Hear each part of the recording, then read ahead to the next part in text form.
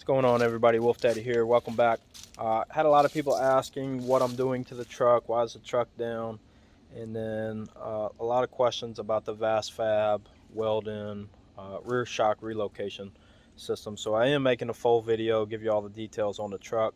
But for everybody that doesn't really want to listen to a whole lot of talking and vlogging, if you would, don't really care about the truck, and just kind of want to see how the system goes in, I figured I'd make this short little video. So we'll fly through it here real quick. I'll flip that around.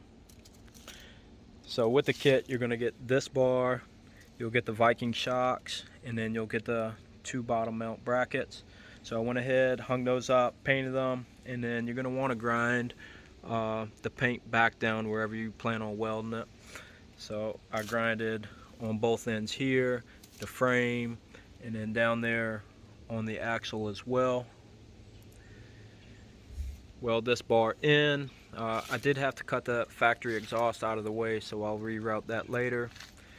And then this bracket that's going to be holding all your hoses and harnesses, you're going to go ahead and take that off of the frame, which it was up here on the frame. Go ahead and back that out, stick it back on there. And then there's a little flange right here. You can see that, and you're gonna have to cut that off. So you can see it's very little clearance. Go ahead and just cut that off flush.